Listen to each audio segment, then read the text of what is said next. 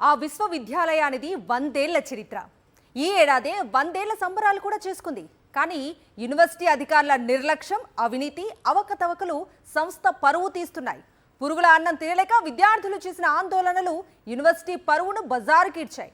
తాజాగా యూనివర్సిటీ అధికారులపై హైకోర్టు తీవ్ర ఆగ్రహం వ్యక్తం చేసింది. రిజిస్ట్రార్ స్వయంగా కోర్టుకు హాజరై ధర్మాసనం ముందు దోషిగా నిల్చోవాల్సిన పరిస్థితి ఏర్పడింది. ఇంతకీ 100 ఏళ్ల యూనివర్సిటీ ఎక్కడుందో ఇప్పుడు చూద్దాం. 100 ఏళ్ల వైభవాన్ని దర్జాగా చాటి చెప్పాల్సిన విశాఖలోని ఆంధ్ర విశ్వవిద్యాలయం సంస్థ అధికారుల తీరుతో అప్రతిష్ట పాలవుతోంది. ఈ ఏడాదే 100 ఏళ్ల సంబరాల్ని అంగరంగ వైభవంగా చేసుకుంది. అయితే విశ్వవిద్యాలయం అధికారుల అవినీతి, నిర్లక్ష్యం కారణంగా ఏకంగా హైకోర్టు నుంచే చివాట్లు తినాల్సి వచ్చింది. కోర్టు ఎన్నిసార్లు మందలించినా ఏయూ అధికారుల్లో మార్పు రావటం లేదు. కోర్టు ఆదేశాలను సైతం లెక్క చేయకుండా అధికారులు అత్యంత నిర్లక్ష్యంగా వ్యవహరిస్తున్నారు.